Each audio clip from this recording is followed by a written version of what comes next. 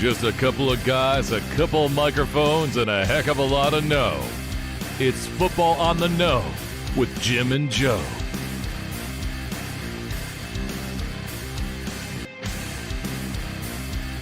What they say, it's not the X's and the O's, it's the Jimmies and the Joes.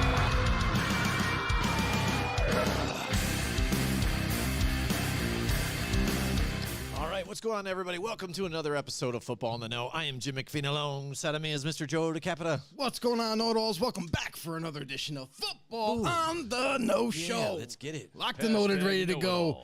Let's have it. Listen, we are into week 11. Man, has this season just kind of flying by? But, oh my God, the surprises are endless. Every single week we are not... we're shocked by what's happening, whether it be an injury to a premier player like Cooper Kupp. He's going to be out on IR for 4 weeks, the next 4 weeks. It's been absolute chaos, whether it be injuries, whether it be teams just not showing up to football games, whether it be to surprises, all-out surprises. Look at the Jets right now. Look at the Dolphins. I mean, this is truly exciting for this season of football, and we can't wait till we get to the playoffs. Oh, yeah, absolutely. Yeah, I mean, and the Green Bay Packers won a game, right? And they did it against the Cowboys, America's team, right? Funny. There to get it done, huh? There's a Cowboys fan that I was talking to last week, and he was like, "Hey," he goes, "I know that we should win, but he goes, the Packers have our number for some reason. Every time we face them, we lose to them." He goes, "I won't be surprised if we lose this game." And I go, "Really?" And he goes, "Yeah." He goes, I don't know what it is. It's just whenever we play the Packers, we lose. It is. It's like that. And you see that in the NFL a lot. Usually with, teams that are in the same division that see each other, even though the personnel changes, they just still kind of know because they got to play each other twice a year, so you end up knowing each other. But, yeah, sometimes they just got it. But you think of Mike McCarthy, too, Aaron Rodgers, they've got to be familiar with each other. He knows the schemes the way it's going to be, so he's got to be even telling that Green Bay defense to get it done. Talk about being familiar. Mike McCarthy and him shared a very, very nice embrace at the end of the game. They did. Like, I miss you, buddy. I miss you, too. This Matt LaFleur guy, he doesn't know how to call plays. He's pissing me off. Oh, man, did you see? That's the thing, too. Did you see Aaron Rodgers start yelling at LaFleur for when they go to try to do a pass or something like that on one, fourth down conversion or something? It was crazy, and then he flipped out on him. Why would you do that? Because at the end of that game, Rodgers even, he said that. He was like... just frustrated. He goes, the play calling. He goes, it should have been better. Yeah, and that's why. Remember when Matt LaFleur came there was discussion about taking audibles away from Aaron Rodgers a little more and stuff like that, because he wanted to be able to run his offense the way he wanted to run, which meant less audibles and stuff like that.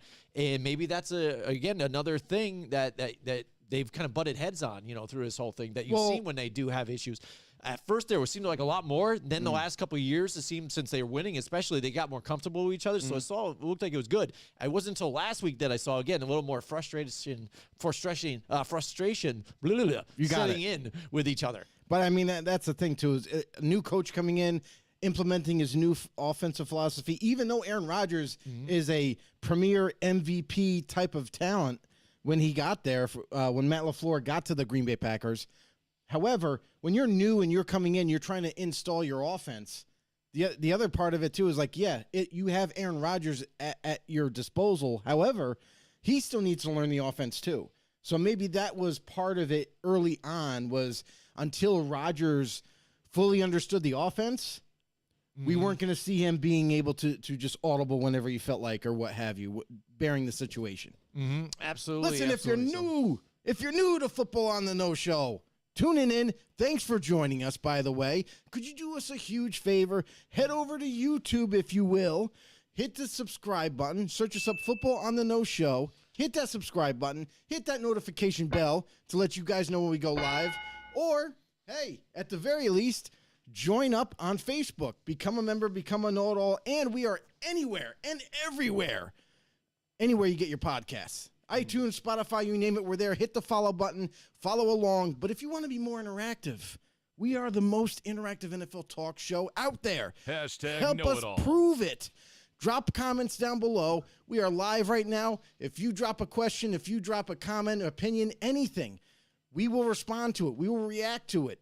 Let's go, everybody. Absolutely, absolutely. Again, not a whole lot going on in the NFL right now, but one thing I think that has been consistent throughout the year is the inconsistency of quarterbacks throughout the teams. I mean, I think out of any year in the NFL, of what I can remember, between injuries of quarterbacks this year, but then even the fact of just horrible play or whatever, not, finding that true starter, that if you looked at the starting quarterbacks on the rosters throughout this season, it's been a hodgepodge of different guys and ins and outs where it's just altogether not very good. You know what I'm saying? You got guys that there were question marks about this season.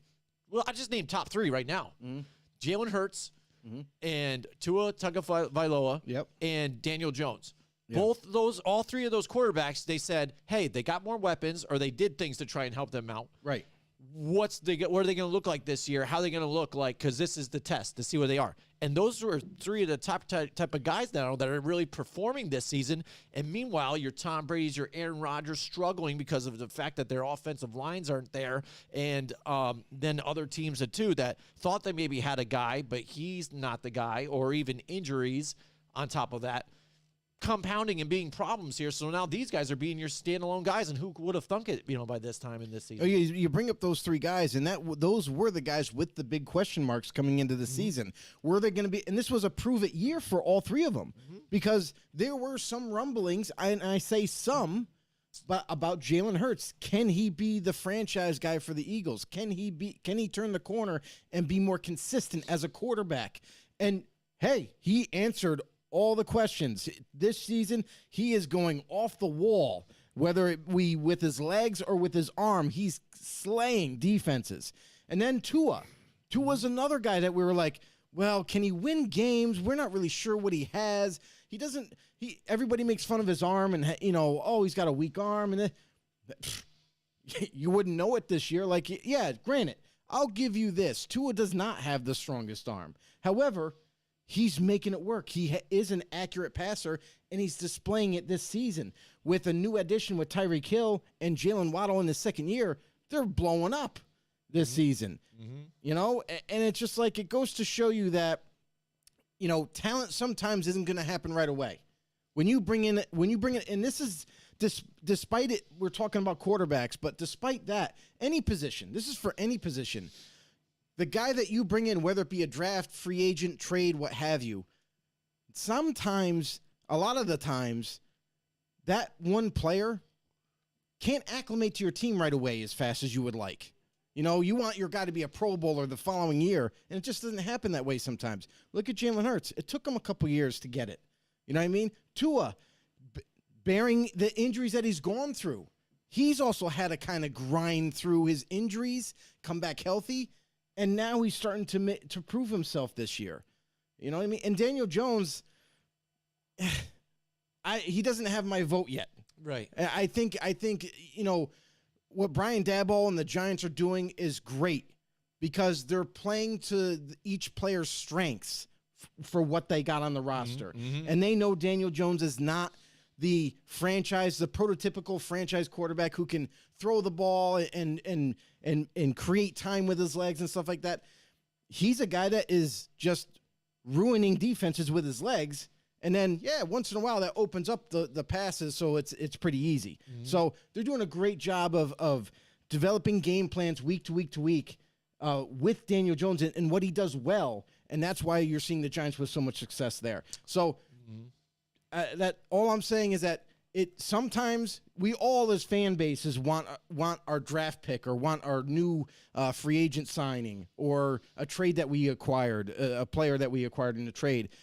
We want them to explode on the scene and become MVP, Pro Bowl level type of player, but sometimes it doesn't happen. Sometimes it takes a little bit longer than you like. Yeah, and then you bring up Tua and the fact that offense, when I was first looking at this and, Mike McDaniel is going to be there, I'm thinking of what I knew from Kyle Shanahan's offense, because, again, you look at the running backs that he picked up and even getting the go get the trade and get Jeff Wilson out there. It's instantly made a nice fit there, but boom, having touchdown Tua there and then the weapons around him, they are utilizing the weapons. It's like almost like what you probably imagined the Cleveland Browns should have been when they had Jarvis Landry and Odell Beckham Jr. on both sides. You've got Tyreek Hill and Jalen Waddle both in the top 5 in receiving yards. Yep. And these guys are lighting it up in big-time points again. They're kind of showing you almost in the beginning of what the Bills were in the beginning, like this is what an offense can be and how it's run when you're running on all phases and bang, you don't get it done. So for the lefty, he's really been able to get it done here and change the narrative, I think, of his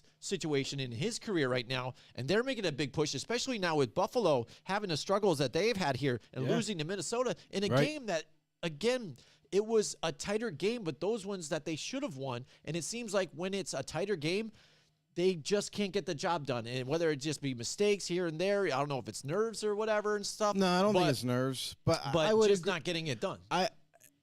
Yes and no, because they've been in tight games before and they've always come out on top. But what I would say is like the late struggles that we're seeing. Listen, it's not easy to stay at the cream of the crop. It's not easy to look at what the Eagles just suffered their first loss, and to a team that not many people predicted to beat them. Washington Commanders with Taylor Heineke leading the way. He did his job, and Washington beat the Eagles that nobody thought that, no one thought that they were going to get their loss this week. Right. So that just goes to show you that you play any given Sunday. You don't know what's going to happen. And for the Bills, they're dealing with a little bit of adversity right now. And let's see how they react to it going forward. This week, you gotta come away with a win. You gotta wake up. You gotta execute. And this is everybody can point the blame at Josh Allen easily, right? Because he's the quarterback.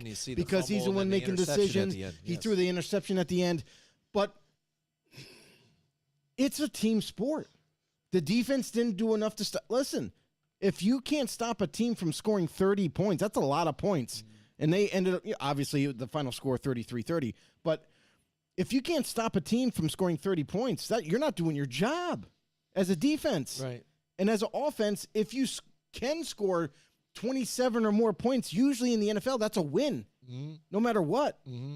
But all in all, it's a team sport, and I feel like now that they're going through some adversity right now, it's going to be good for them. I know it sounds crazy, but it will be good for them going down the stretch, because now if they can come back from this, now they can say, okay, well, we know that as a team, we can get through anything together and still come out on top in the end. So this could be a good thing for the team as they get closer and closer to this divisional race now and playoff push. Yeah, it's much like what Sirianni was kind of talking about with his team. I think they've hear the narrative that they're probably the top seed in the AFC and around there, expected maybe to go to the Super Bowl and stuff. And they've got the, the machismo about it. They think they're gonna, and they were blowing out teams. So getting to these tough teams, they're kind of like, oh man, these tough games. Oh man, now we got our back against the wall. We're not used to this. So it's not being able to fight through those different things. But when you look at Josh Allen, you're pinned against the end zone. How many times does he run quarterback sneak? It just made it easy. I mean, to mishandle the football there, just calm your nerves, do it. You get it there and you fumble the snap, and to where it results into a score. I mean, it's brutal. And then I think it seems too as of late, because if you looked at the MVP, standings, they're always looking at that right now. Who is it? Who's in the race? Who's the best quarterback in the league right now? Have all those debates, and it's Josh Allen. And some people are saying Patrick Mahomes. Some people saying Jalen Hurts even at this point. Look at his turnover situation this year. He is turning the ball over in bad situations, and it's a lot. More than what last year was, and it's those situations that have turned the game around to where they have lost now, and that's what I mean. They're driving. Luckily, they didn't get that one catch revoked, when that was kind of a bobble at the sidelines there that helped that drive stay alive. But when crunch time's on, they're there. They're there to drive to end the game once again, to ice it once and for all. And he stares down a guy and throws the ball anyways, and it's a pickoff, easy pickoff for Patrick Peterson. Definitely a mistake that he would love to take back. And that's one of those things these young quarterbacks, I think, still need to go through, because we saw it with Patrick Mahomes, I think, in his first 2 seasons as well. But what you also like to see from a guy like Josh Allen is that after he threw that pick, he was absolutely disgusted with himself. Yeah. He was so frustrated, and and rightfully so. You know what I mean? Because when you make a mistake, you should own it. I screwed up. I apologize, but hey, we're gonna move forward. Let's see what we can do next week. We'll work on those mistakes, and we'll get better from it. All right, we've got Jeremy Clute in the house with us tonight. What's going on, Jeremy? What's up, homies? What's going on, What's going on, Jeremy? bro? Pleasure Welcome having to you the with us show. tonight, man. Definitely chime in on some of these quarterbacks. What do you think about the quarterbacks right now? One other thing I think is the great storyline, too. If you're given a reward for a comeback player, I talked about your Jalen Hurts. I talked about your Tuas, your Daniel Jones. Geno Smith. You can't deny it. This guy, It's again, has 100%. been written off so many times, 100%. been on a loser Jets team, back up on the Giants quarterback situation. Yeah. Back in Seattle, and we kind of looked at it where people, there's memes about it, and there's jokes about it, about the trade and what Seattle had done and gotten for getting rid of Russell Wilson. Yeah. To where you had your Drew Lock, right? Well, he's going to probably be the starter here, but then they're like, oh, we'll bring Geno in again because he's familiar with the offense. Here he is. But he'll probably now get the starting job because he's familiar with it. He knows how to run it. Right. And he's got that still athletic ability that Drew Lock definitely doesn't have. And the fact that it's turned in from a narrative that he can control the offense to where he's really getting this offense going, and he's really elusive and making some plays happen to where they've forgotten about this. Russell, who again? I mean, here's the thing is, like, you knew something was up in Seattle. We didn't pick up on it right away, but maybe we should have, because usually we're pretty good about reading between the lines. But for them to not make any quarterback moves other than trade away Russell Wilson, and obviously in that big conglomerate of trade that they got from the Denver Broncos in terms of players, a lot of people pinpoint like, hey, whoa, they got Drew Lock in the trade. Does that mean he's going to be the starter? Like that was the whole right. the whole spin you on even it. tie him with Noah Fant too, so you figure these guys know each other. Right. Yep. They got chemistry and everything, and they can work on this offense as long as he can learn the offense, which is a big deal. Yeah. Before the season gets here and gets comfortable, then maybe that'll be the move. But then then everybody's looking at like, well, Geno's still there. Geno knows the offense already. What's to say that maybe Geno could start? We didn't hear the rumblings about possibly Geno being the starter as of week 1 until it was like a couple weeks before the season started. Right. So for Geno to not only hold down, that quarterback position and become that starter for this upcoming season, man, has he really put an impression on his teammates? He has the team under his belt. He's doing some big things in Seattle now. Now he's being viewed as one of these starting quarterbacks once again. And we talk earlier in the show, we mentioned how sometimes players don't blossom as soon as we want them to. Geno Smith is the perfect explanation for this. Got drafted by the Jets. That didn't work out real well at all. It ended up traveling a couple different teams. Ends up in Seattle as a backup to Russell Wilson. And now all of a sudden, at the latter part of his career, now he's not only the starting quarterback, but he's doing a hell of a job. And maybe the longest term with a coach that he's ever had, though, because you think of the other teams that he was with a lot of changeover. The Jets with Rex Ryan and moving on and things New like regimes, that all the time. And then even back up with Jets under, the regimes that were there. Same thing. And now you see maybe consistency here in the way. Now maybe Pete Carroll gets a lot more credit for what he's been able to do then. Jeremy Cluse in the house. He said Geno Smith has a team that actually has confidence in him, and that's a big difference. Others teams he gave up on him very quickly. And that's the thing, though, maybe too. And that's they tell you when you go into the NFL, it's not only just the player, but it's also what situation he goes into and with the way the franchise is all together and how it sets you off to be, in a right spot to get growth. And just like what Jeremy is saying, it's also because it ties into exactly what you said is the changes, the regime changes. So when that happens, all the players that are currently on the roster, you're not safe. You're not safe. So Geno Smith, unfortunately, he's been through some situations where he wasn't safe. And they were like, let's move on from him. We already saw enough of him. Ends up in Seattle. And this kind of was like a blessing in disguise for Geno, is to be a backup to Russell Wilson. Learn the playbook, do what you can in practice, do what you can to develop as a quarterback even further in your career. And then when your time comes, which it happened when Russell Wilson was shipped out, now it's your time. Seize it. Go and get that starting job. Prove to the coaching staff that you've been with that you can not only take over that spot, but also maybe be the future as well. And also buying into the system because, again, what was the system? And what we're starting to hear now since Russell Wilson has left, the thing is he wanted to be more of the focal point and be more involved in getting the passing game going, but it seemed like the Seattle Seahawks and Pete Carroll wanted to be more of a run-first type of team, and that fits into, I think, what helps Geno Smith, too, so he can make limit mistakes. Let's be honest. Like, Pete Carroll and the Seattle Seahawks, like, they've always been viewed as a physical running type of team. I understand Russell Wilson wanted a little bit more balance, but listen, you're getting paid to do a job. Just do your job. Your job is to win. That's it. All right, we've got Brandon D'Angelo's in the house with us tonight. Brandon's in the house with us. Welcome to the show, brother. Yeah, there he is. He's in there. He says free Taysom Hill, Joe. There you go. He's on the Taysom Hill train. I didn't know if you knew this, but what's up? Brandon is a Saints fan. Really, I did not know Yes, that. he is. Well, I can guess it now. Maybe he'll because he bring up the Taysom Hill, and maybe he's on the train that I'm thinking. Because again, maybe it's not long term, obviously, because if you put him in as the true starter, people figure him out pretty quickly, and then it's over. But this season, at least, again, when I've seen him in there, it seems like the offense has just run a little better. It's just another one extra thing you need to think about other than Andy Dalton back there. You know, a stationary guy that's still trying to look down the field, trying to make things happen with his arm because he ain't going to do it with his legs. Taysom Hill, you get a little extra something. Who knows? Maybe at this point, with the way the Saints are playing, they need to run all three quarterbacks out there at one point. Who knows? To be honest with you, like, here's the thing, too. Is you got to remember, the Saints have been battened and beaten injury-wise, up and down that roster, heavily on the defense. They didn't even have starting caliber receivers. You know what I mean? For a long time. Chris Olave came back from injury. Now that he's the go-to guy. And you see Andy Dalton as a quarterback is going to him often because he's the only one that's getting open. He's the only one he's got, though. The others have been injured. So what I would say is, like, the funny thing is now that Winston has been healthy and it looks like they are going to make that switch this week to Winston to start this week, and Dalton's going to sit. The funny thing is they're also getting Jarvis Landry back, and they have Chris Olave, and Michael Thomas is done for the year.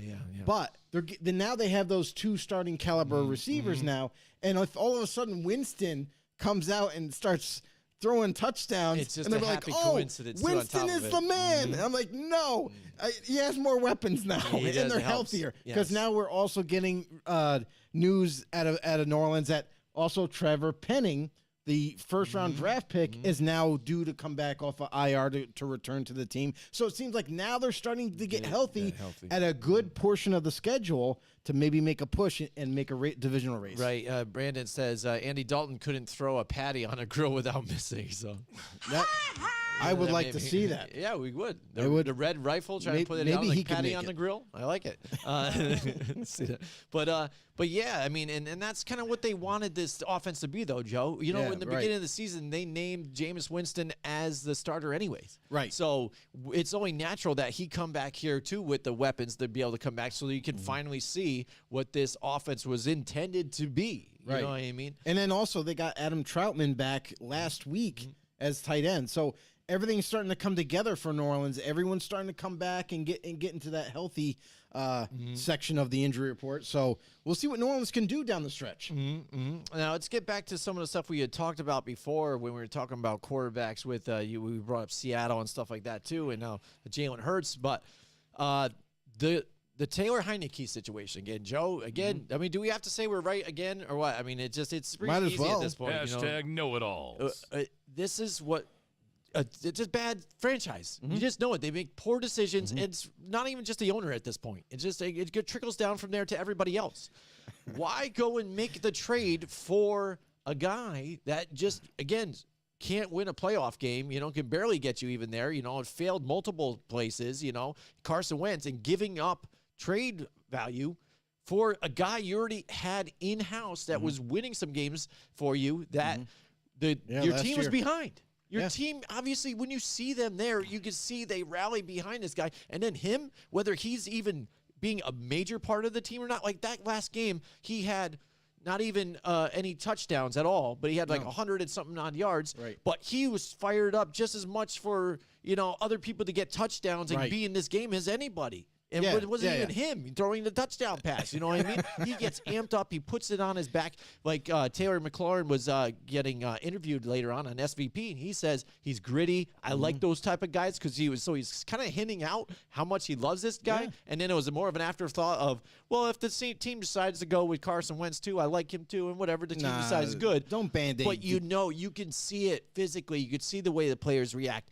And for a guy that was already in-house that you could have just started the season off with and then maybe even draft a quarterback with one of those picks or whatever you might have had and be your bridge guy because we know he's older too. So he's got to be your bridge guy at one point. Yeah, and he does his job, what he's supposed to do, and that's all he knows. He knows to do that. Yeah, as so, far I mean, as I get my chance, I'm doing it.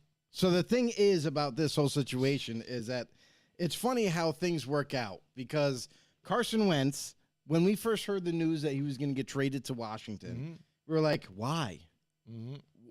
What do you see in Carson that is better than what you have on your roster right now? And we saw how Taylor Heineke last year, when he got his opportunity to start, when he went in there, the offense seemed to not only run better, but they were scoring points. And it wasn't just because of Taylor Heineke, but there was something about Taylor when he got in there. He had more command of the offense. His teammates around him believed in him more, and they started to make some surprise wins. And then you fast forward it to this year, offseason, Wentz is traded again. Okay, Washington? Wait, what? But they have Taylor. So why are they trading for Carson, just like you said? You basically gave up draft picks for a guy that, one, you have a quarterback already in-house that has proven he can win games. Two, they're around the same age. And three, Taylor Heineke is better than Carson Wentz. Like we've been saying, like, hey, maybe Taylor Heineke the following year is going to be the starter. You know what I mean? We thought that was going to happen. That trade happened. It didn't make any sense to us. Right. And now we're seeing it doesn't make sense to Washington. But they were just kind of late on the thinking of that. Right. So with Taylor now coming in, you just see it's completely different for their offense. Not only is the team believing in Taylor Heineke, but also the offense is more efficient. The chemistry is just better with all the receivers around him. You know what I mean? And then when they utilize the run, now teams are they're more worried about the pass because they're like, oh, well, this guy can deliver the football. We need to worry about that. And then here comes these running plays on him. So it's like we've seen this happen before. We're seeing it. History's repeating itself again. And now that Taylor's got another opportunity yet to try to prove himself, I understand he's at the latter part of his career, 30 years old. But this has got to be the answer for you guys. And use Taylor as a vehicle right now. Now's the perfect time. Keep him your starter for the long haul. This upcoming draft, maybe dabble in possibly looking for the next future quarterback. But at least you have Taylor Heineke. Keep him as a starter, please. Yeah, absolutely. Eric Bowers is in the house with us tonight. What's going on, Eric? He goes, it shows the ineptitude of Washington. Absolutely. I mean, altogether. And I Welcome think the to the team show. altogether stands behind Ron Rivera even, too. You see the emotion, in the locker room after that victory, too, as well. And you see that they love to be that team that just grinds throughout everything and through the adversity, and they want to do that. But again, a team that wasn't expected to do a whole lot. So what were they expecting to do when they went and got a Carson Wentz? Did they think they were going to make a playoff run, or like what's the deal here? So they had the guy in there. That's what they thought. I guess, and they could have just moved forward with Heineke and just drafted a guy to move on. But we shall see with them. But I mean, that's a great story. And I think as you're hearing that Carson Wentz is now throwing the ball and trying to work on the sidelines, at this point, you just got to move on. I think, like Jeremy says, he's just got to be a backup starter here at this point, Carson Wentz. But again, you're right about that, though. You know what I mean? But he no, should have been already. anywhere. He should have been anywhere. He should be a backup. You're absolutely right, Brandon. And Brandon also commented. He goes, Wentz is only good as the receivers around him, and he plays really well when his teammates believe in him, especially his linemen. I agree. Heineke is the better option chemistry-wise. Also, a little more accurate on those short passes. Well, here's the thing. I mean, Wentz he's proven more times than not that he is not capable of sustaining long-term success. You might see a highlight here, a highlight there with Carson Wentz as your quarterback, but you need to have continuity. You need to have consistency as a quarterback, and that's the problem with Wentz. You just don't see enough consistency in his game. And yeah, you're right. he is definitely one of those quarterbacks that you say he's only as good as his receivers around him. But guess what? Washington has a pretty nice set of receivers around him. So he wasn't able to do it with them. Terry McLaurin, you know what I mean? Jahan Dotson, the rookie, who I guess is coming back from injury this week. You know, Curtis Samuel, you know, they have players to get the ball to. Curtis so Samuel staying healthy and being out there. that's the thing. He wasn't even able to right get now. the ball to Terry McLaurin still. That's the thing. Terry McLaurin was still there when Carson Wentz was in there, but he just wasn't able to get him the ball.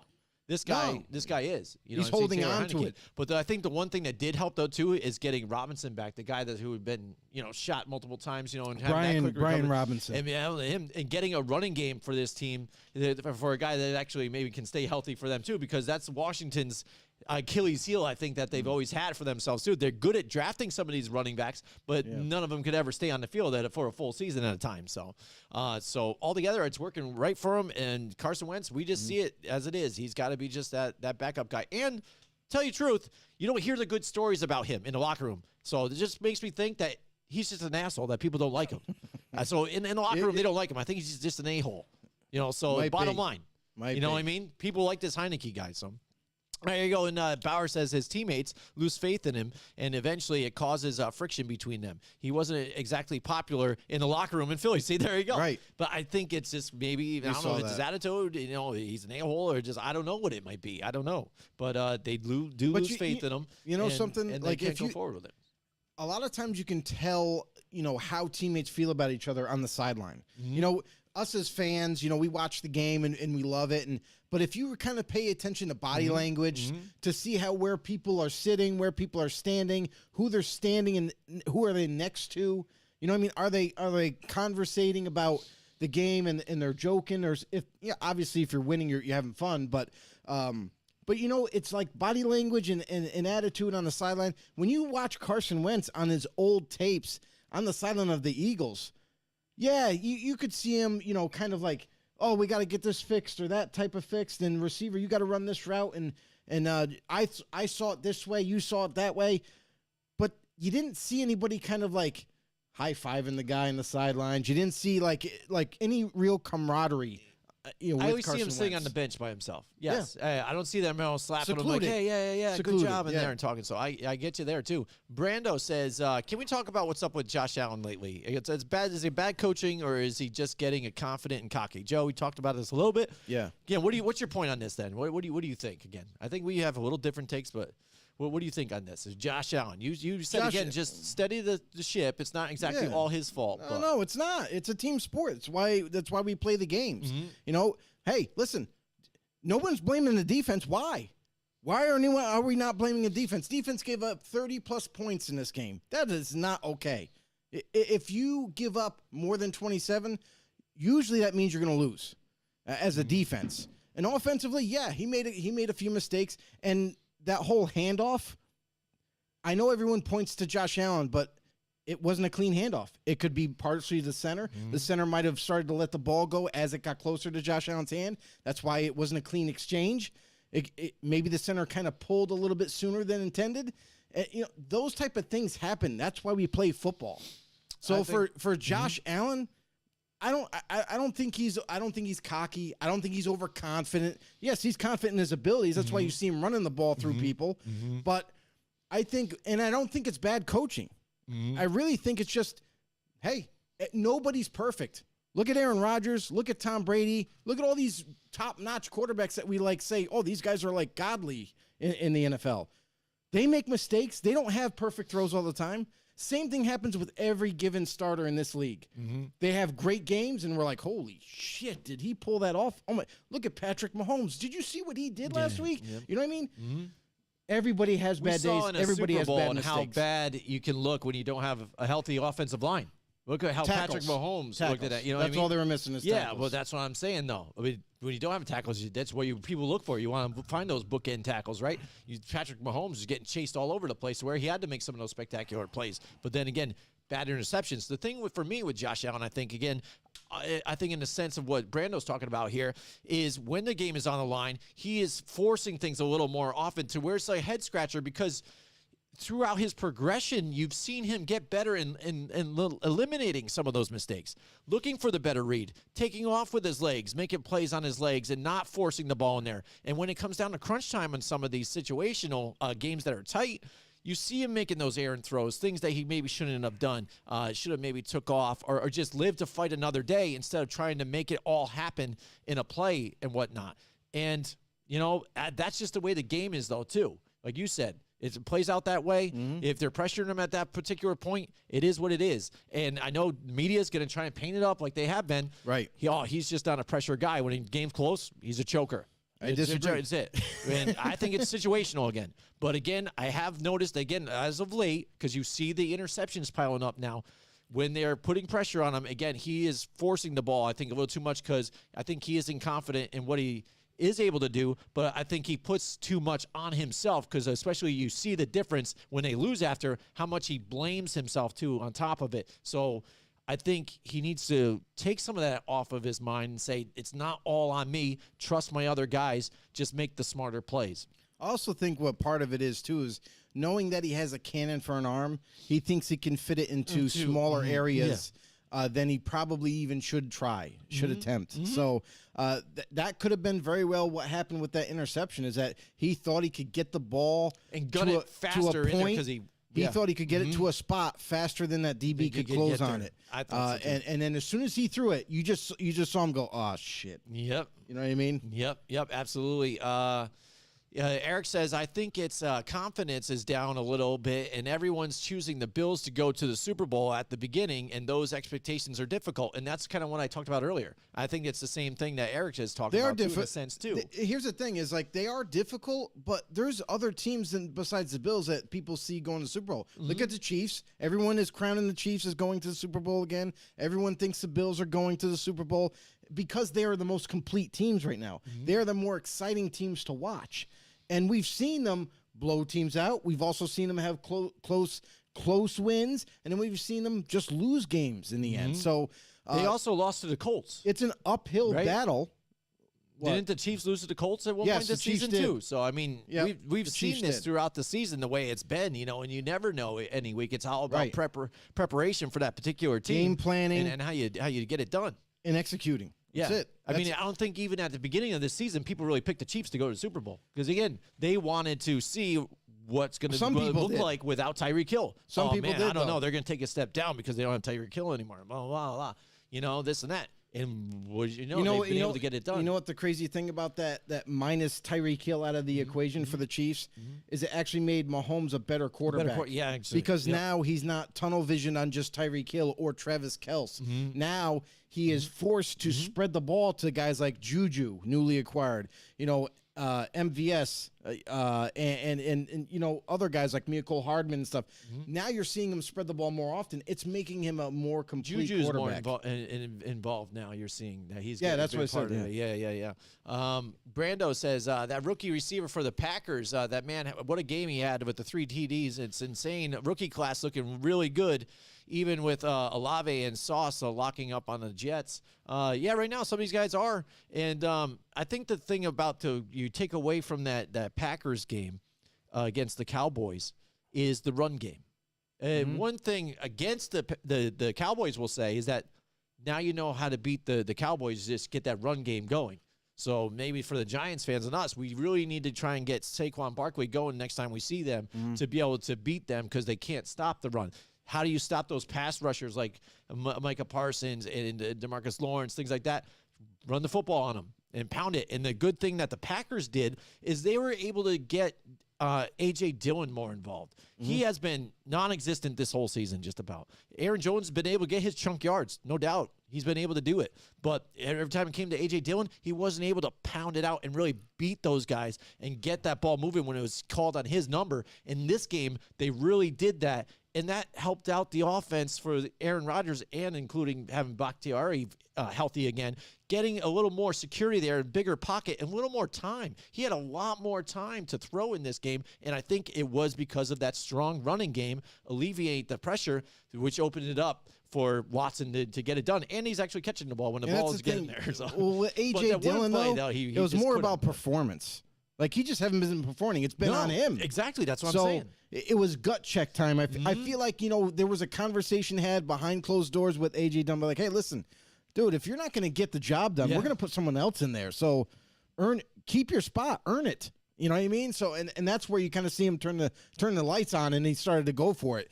Thing with Aaron Jones, too, is like, that's how you beat a good pass rush, though, is by running the football. David Bakhtiari so far has been pretty healthy this year after he's initially came back from injury, and it's been paying off. The only other thing, too, is, like, when are they going to be able to get Elton Jenkins completely healthy to help on that other side? We'll have to wait and see, but if they can manage to get a healthy O-line in front of Aaron Rodgers, I'm not saying Green Bay could turn things around quickly, but I'm saying that maybe they might be able to figure some things out. And for Christian Watson, like Brandon mentioned, had a phenomenal game, had 3 touchdowns. And this is a guy that struggled this offseason to even get to be a starter. He couldn't even crack the starting lineup. This is a guy that struggled big time. I don't know if it was because of the playbook. I don't know if it was actually, we do know that he had his fair share of drops in the offseason in training camp and what have you, which kind of dropped him in the depth chart. But for the Packers right now, they got to utilize what's working. You have 2 really good running backs, utilize them, and that's going to open up your passing lanes like we just saw against the Cowboys. Because the Cowboys started to become so concerned with the running game that they kind of just, who's that? Oh, where'd Watson come from? And he's by himself on a post. Easy touchdown. Like Christian Watson, maybe he's starting to come into his own now. I know it's kind of middle of the season, but hey, now is as good as time as any. So hopefully Watson can continue his playmaking ability this week. Absolutely. You talk about now as good as time as any. I'm going to tell you guys about my friends at Paul Perry Kitchens. Now is a better time than any because right now they're all at one location. They're at 115 Freeman's Bridge Road. They are doing construction at the other location. Usually they have 2 on Freeman's Bridge, but they're all there in one spot. So now you can get your custom closets, your custom kitchen, your glass for your showers, everything else all set there. Screen repair too if you're still doing that, or even you want to plan for the future for the upcoming spring. Paul Perry Kitchens. Check them out. Go there in Freeman's Bridge Road and talk to a designer. They can customize your closet, like I said, your kitchen, whatever you want to put you into the dream home situation that you want to be in. Check them out, paulperrykitchens.com, or check them out there. Joe, another, just to finish up, I think, with these quarterback situations here, we know the situation has been dire for your team and the Vegas Raiders here. I don't want to talk about it. But Indianapolis Colts, just to touch on that game real quick again. You see Derek Carr, he's emotionally tied to this team. So many players you don't see that bleed the color of the team. Uniform, they're not there. And for a guy that, and a lot of people want to say, they haven't been able to win because he's been the one consistent guy there that's been there. How many coaches has he gone through? How many different offenses has been able to go through? Right. In different players here and there, and then the defense is never getting fixed. No. You know what I'm saying? Having issues, going through multiple defensive coordinators. But then on the other side, you've got the Indianapolis Colts here, and Jeff Saturday, instantly, he's in. Hey, Matt Ryan's, he's healthy enough. He's going to start now. He made that call real quick. Real quick. Right? Yeah. And then it instantly makes him a winner just like that, too. So what was going on with that Frank Reich situation? You knew there was problems there. And Matt Ryan, again, must not have been as banged up as a lot of people try to make it out as or whatever. So, and he's got to be still clearly the better choice than putting Sam Ehlinger in there. Well, Matt Ryan was healthy before we even got to this game. So probably a week ago, he was deemed healthy. And they Frank Reich, before his firing, was still going to ride with Sam Ehlinger. So I wonder what was going on before that. Like, was there a rift between Matt Ryan and Frank, and like maybe the same thing that Matt LaFleur and Aaron Rodgers are going through right now? Is maybe there was a rift between play calling and execution and what have you. I don't know, because they seem to look better last week. But to be fair, they did play the worst defense in the league. So let's take that like a grain of salt, all right? That victory was just because the Vegas Raiders are that bad on defense. Despite the new additions, Chandler Jones, Bilal Nichols, those type of guys. And then the secondary that they added to. They still don't have Nate Hobbs, so they're still struggling. They're trying to figure things out and just can't get it done. That's why I kind of blame coaching at this point. Mm-hmm. And I feel like there's a rift between Derek Carr and Josh McDaniels.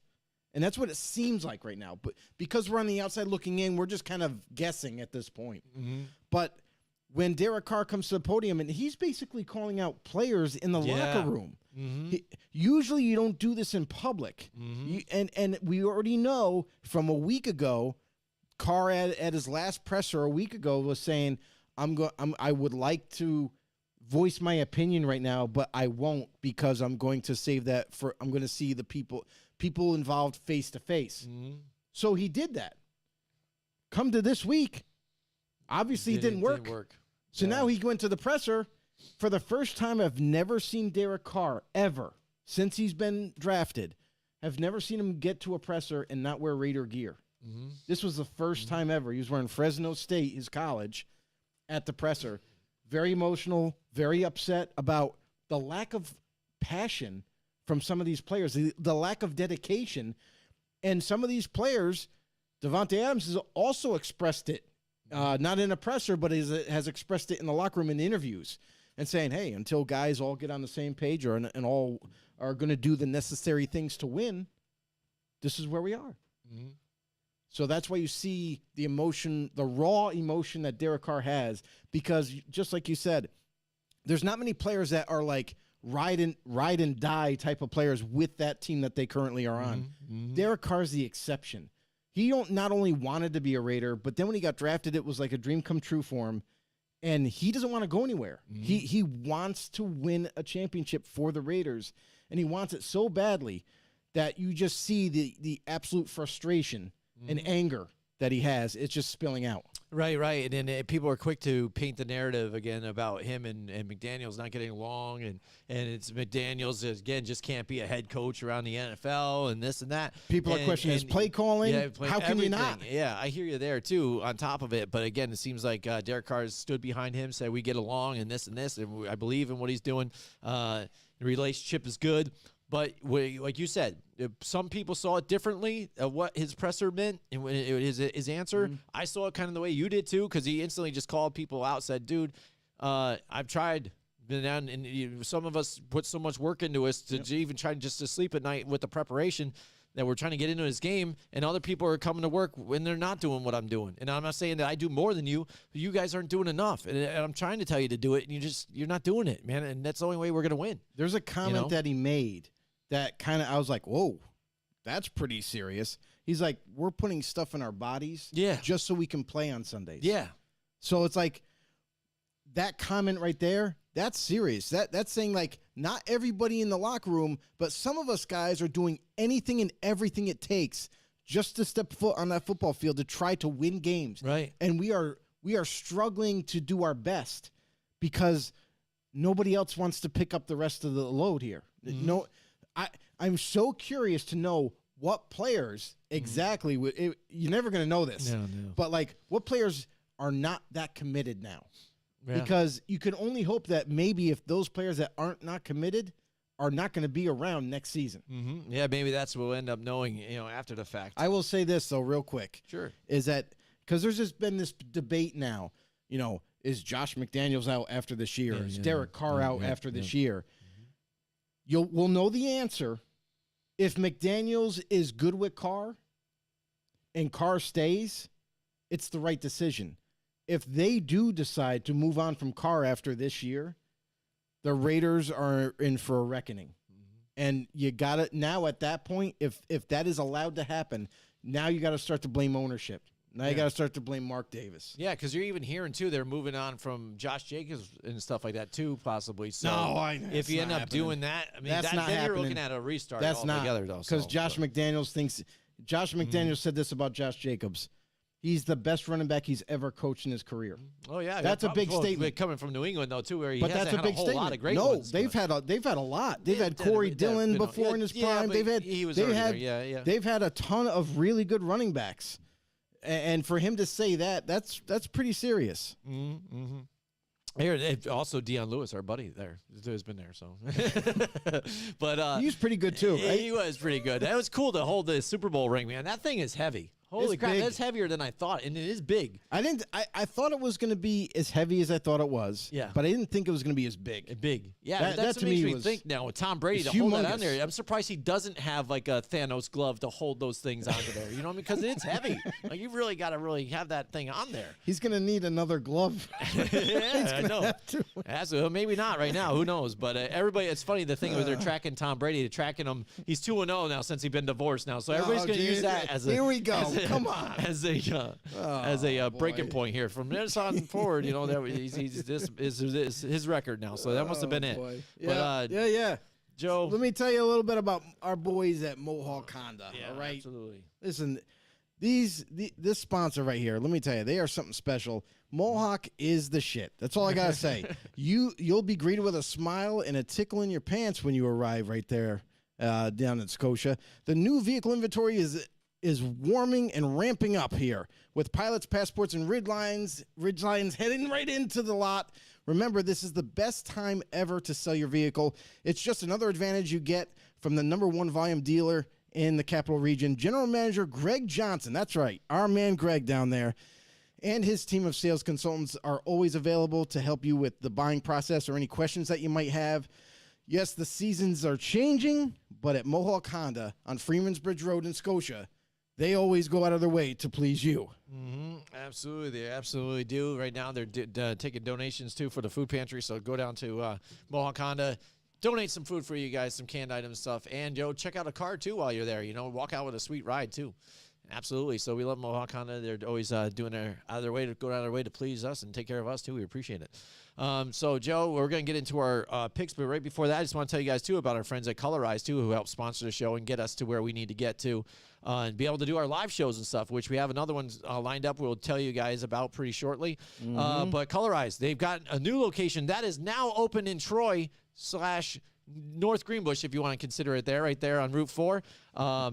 So they're all ready there to go. My man Brett is working there now, so now you get to meet Brett in person. If you guys are out here in the East right. Greenbush, North Greenbush, so you Let's say, go, hey, Brett. Jimmy told me all about you. You're the man. He loves you. Plus, also co-owner Mike is there, so go say hi. Tell him Jimmy and Joe sent you from Football on the No Show.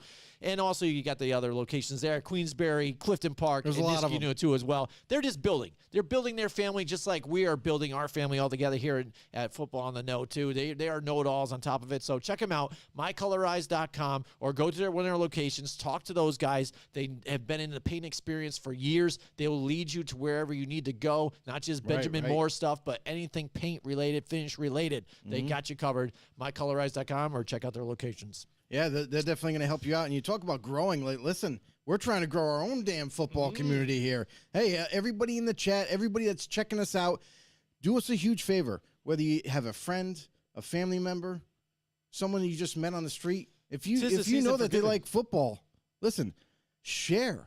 This is about this. The season's around the corner where it's all about sharing and caring, right? Hashtag know-it-all. Have them head over to YouTube for us. Search us up, Football on the No Show. Hit that subscribe button. Hit that notification bell to let you guys know when we go live. And also, you can also become a member, become a know-it-all on Facebook. And it doesn't stop there. You can take us with you if you like. Anywhere you get your podcast, Spotify, iTunes, you name it, we're there. Hit the follow button. Follow along in our journey here. And, yeah, let's have at it. All right, talk about having at it. Let's have at the picks, Joe. We got the pick segment coming up now. The competition is tight. As you can see, we've got the glasses here, the mugs, the football-shaped mugs, where it's all on the line. Loser has to drink that at the end of the season. That show is a lot of fun, and everybody knows that's been following us for so long. It is a hell of a lot of fun when it gets down to that point. But here's the situation here. We are tied up, Joe. It was a bad week for us again last week. It was so tight. Some of these games came down to a nail-biter last minute, too. I thought I had you at the Bears game, but Detroit ended up getting it right at the end there. That dumb pick by Fields and stuff, too. Like, oh, damn it.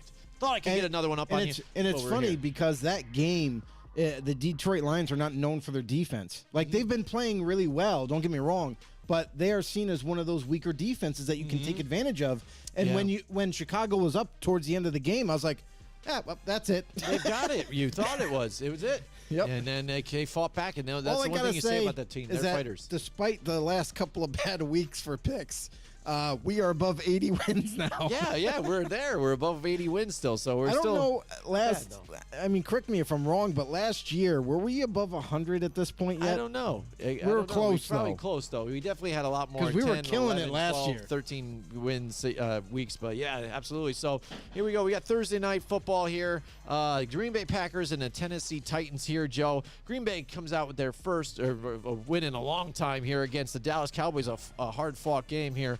But now they are going to play here at home again. It's the Tennessee Titans who have been rolling. They've been playing their game, doing their thing. That defense has been stepping up, that defensive front line for them. But more of a run-first type of team. So this is going to be a tougher game for the Packers to pull out, I think, than what it was for the Dallas Cowboys. But who knows? Maybe they got something rolling. If they're able to establish the run like they did last week, I think they can come out of here with a win. I think they might struggle a little bit this week. Something tells me, like, if Elton Jenkins and David Bakhtiari are both questionable as of today, if they're not deemed, listen, they got to play tomorrow. So if they are not up to par, again, we talk about the struggles with the O-line and not having their guys, their healthy starters out there.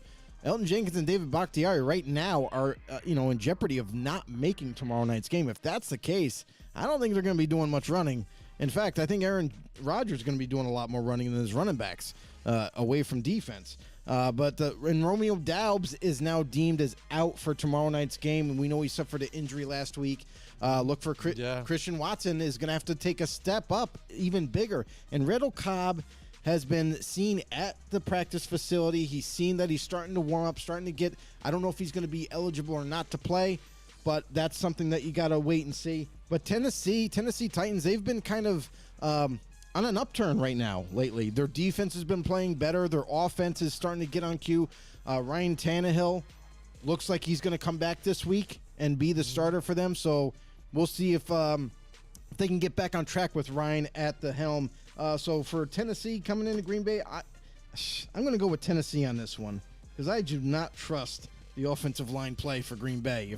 If both those men are out, we don't know for sure yet, but I don't know. I'm not going to take a risk on that. Yeah, I mean, this is a tough game for me. Again, I'd like to go in and say maybe Green Bay is starting to fix their situation that they got here. They did play a tough Dallas team. They were able to kind of stuff the run a little bit there against Dallas. So will they be able to do this against the Tennessee Titans? On a short It's week. going to be tough on a short week, yeah. But again, Dobbs being injured too. I think I'm going to lean on the side of Tennessee here too, just because. But, at this point, though, too, I'm really feeling that they're due for that loss, though, too. So this could be it. But we'll see. And just before we move on from this game, real quick, for Tennessee, Jeffrey Simmons is in jeopardy of not playing tomorrow night's that's game, big for them. which is a huge loss. Also, another huge loss, who's already deemed as out, Bud Dupree will not be playing as well. Elijah Molden, the defensive back, he's questionable right now. And then their kicker, Randy Bullock, is out. Joe. Yes. We have a special guest, I guess, with us tonight. What's up? We've got Obi-Wan Kenobi. Oh, man. The force is strong with this Holy one. moly, Obi-Wan Kenobi is here with us. Yeah, so you can say That's hello impressive. there. We got a hello, celebrity. Obi-Wan. Yeah, absolutely. Hello, Obi-Wan. Man, that's awesome. Hey, pleasure. like it. Welcome to the show. Absolutely. We're doing some picks here. Join in with the fun here. Next, we just did Thursday night's game. We've got Chicago Bears and the Atlanta Falcons now. Chicago, again, they had that game and then just were able to allow the Detroit Lions back into that game here again, but they've looked kind of better here. It's funny, this as they bank in their defense and start to sell, their offense finally gets it clicking. It's kind of a weird thing for them, and they're moving. But Atlanta, again, now there's almost some head scratching here to where even now some of the fans are out there say, do we pull the trigger and go to Desmond Ridder now? Do we do that? It's like, so I don't know, because this team is weird like that, because you're winning with Mariota. You had some tough, but you weren't expected to be here, but I think you keep rolling with it until you're definitely out of it, because you're trying to see where you're at. Yeah, right. If you're already on your way out, then you kind of see an early look of what you have and moving into the next season. So then you already know going into the offseason that you're working with Ridder throughout the offseason to get him prepared to start next season. Right, and this is the thing is Marcus Mariota hasn't been doing a bad job there. Like, he's actually been running this offense pretty well. I mean, yeah, of course, he's making some mistakes, but that was to be expected. But I got to say, like, I'm actually impressed with how well he's playing as the starter for this team. I also question, though, the Falcons' offensive play calling sometimes with Arthur Smith. I noticed, like, last week, things weren't going so well because he was trying to do too much as a play caller and making play calls that just weren't making sense for the situation they were in. So hopefully that kind of gets straightened out this week. But I got to say, Marcus Mariota, I like what I've seen from him. Drake London kind of disappeared for a while for that offense, but now we saw he got a couple catches in last week. Hopefully that kind of jumps up a little bit more this week. And Kyle Pitts, you know, these guys are dynamic players. They need to be utilized in this offense a little bit more to help out the team and score points. Defensively, kind of a pleasant surprise. I'm not going to lie. Atlanta's been playing way better than I anticipated them, and rightfully so. And listen, they are in the hunt for the division still. Yeah. Like, they are not out of the realm of making a push because nobody wants the division, apparently. Yeah. Tampa Bay is struggling. Carolina's struggling. You know, Atlanta's right there, you know. So we'll see what happens with that. Chicago, on the other hand, they're up and down like a roller coaster. Yeah. I don't know what to expect from them. And it almost looked like when they started to have their fire sale a couple weeks ago, they traded Robert Quinn. You know what I mean? And they get rid of Roquan Smith, their linebacker. And it's like, okay, well, if they're unloading pieces, does that mean they're sending in the season? Yeah. Like they're done? So that was kind of, you know, big time question marks right there. And then now that you've made your defense weaker, your offense still is like spitting and sputtering. You're not really doing much to sell me on winning many games. So Chicago, I like Justin Fields. I do like him. I just think they still need to build a little bit more around him. But Chicago, this is not your season right now. Atlanta, I like what I see from them. I think they're going to do enough to get it done. They are at home as well. Yeah, I'm going to go with the Atlanta Falcons again, too, just because, again, they have that grit. They're still kind of in it. Chicago, they're up and down, like you said. They were in some of these games, I think, where we're getting kind of messed up in this whole thing is we're reacting to what they're trending and doing, what they're doing. Instead of breaking it back down to when we looked at them at the beginning of the season, we didn't look for them to accomplish much. Right. You know what I mean? Chicago, the way we're looking at it. So maybe in reality, it is kind of what we already kind of thought it was. But Atlanta, they definitely are playing harder. It's still a tight division of where it is. I would say minus the Saints, unless now they are turning it around.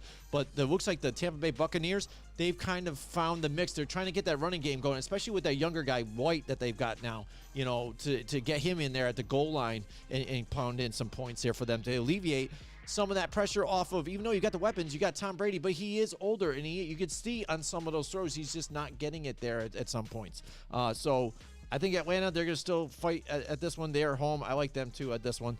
We've got some other guys in here. I'm just going to this could be a bot or whatever, but they saying Trump 2024. I'm just going to just play this just to make it fun. Unlike most politicians. Just to roll with it. That what I said was fucking stupid. There you go. What's there you go. the Trump name? What's the 2024. name? Praise Monarch. So I'm Praise not sure, Monarch. but welcome to the show. Welcome to the show. Absolutely. So I'm not sure, but thank you. You know, if you are spam Hey. or whatever, Yeah. it is. But we Listen. welcome that. If you're not, hey, why not? You know, Yeah. show it out there. Sure. Obi-Wan and Praise, if you could. But he's not in the picks this week. Like, I'm just curious, you know, are you guys football fans or girls? Are you football fans? You know what I mean? If you are, drop the comment down below. What team do you guys support out there? Yeah, absolutely. All right. Next, we got the Cleveland Browns and the Buffalo Bills. One thing we didn't touch on is the fact that Deshaun Watson's now practicing with the team. You know, he has been able to go to the facilities and be part of the meetings and stuff like that, Right. but now actively practicing because his starting date is going to be soon.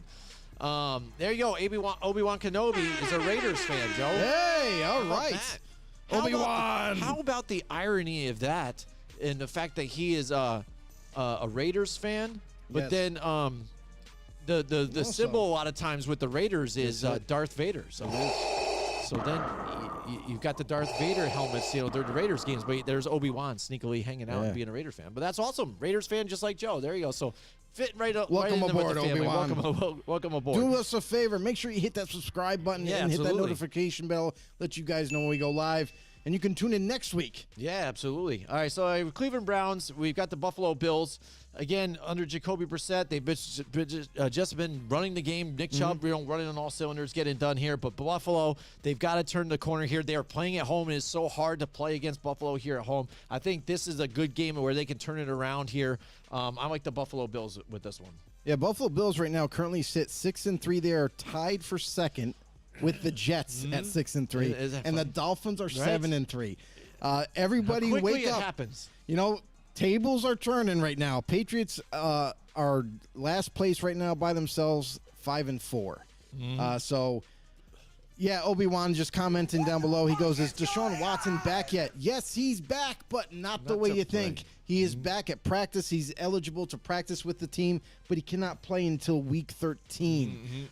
So he is practicing. He'll be back He'll be there for the week 13 game. He'll be ready to go. Oh, he'll be ready to go. So he's just preparation with the team and actually practicing. So that's good. Let me get back to the picks here. Yeah. So going back to Buffalo, Buffalo's home. Listen, this is kind of where they thrive. They feed off the energy of the crowd, and they are some crazy ass fans out there jumping through tables and things like that. I know a We Vikings talked to Lady fan. Bills about some of that stuff. Yeah, I know. Drinking out of what the hell was it? Not even a bowling ball, but some of the weird shit. Like that a they shoe drink or out of. something? Yeah, it was Like a just got the boot? boot or something. Oh, gross. But listen, a Vikings fan, when it was Bills versus Vikings, there was a Vikings fan that attempted to jump through a table and miserably failed. He literally, he went on it and slid right off. This is terrible. Watch, they pulled out one that doesn't have the slit in it, so it breaks easier. Whatever. So they're like, yeah, we got one for you, buddy. Like they store one just in case for guys like that. Like, yeah, I'm gonna involve you guys. You're and not a splat. Bills fan. Oh man, but yeah. But anyway, those Bills fans, they're tough. Bills He and the says bounce Browns. back game for the Bills.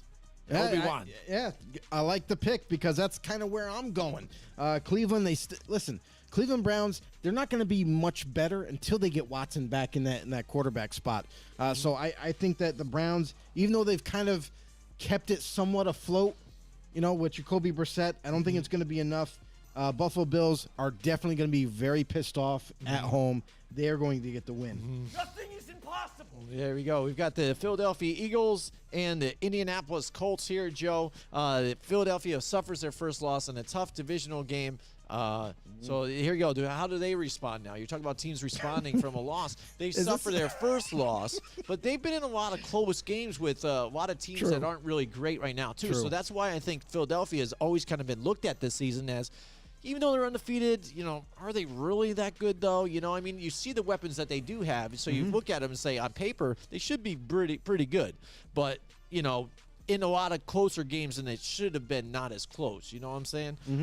So they have to face off against a team where the Colts, it looks like they just flipped a switch. They weren't be able to run the ball effectively, but then last week they were. They were going to check out on the whole season here with Frank Reich and just put Sam Ellinger in. Now they put Matt Ryan instantly back in, and Jeff Saturday says, this guy gives us the best opportunity to win. I want to win. I'm the new head coach there. Let's do it. And they do it. So they're able to run the ball effectively, able to get Matt Ryan in there and win.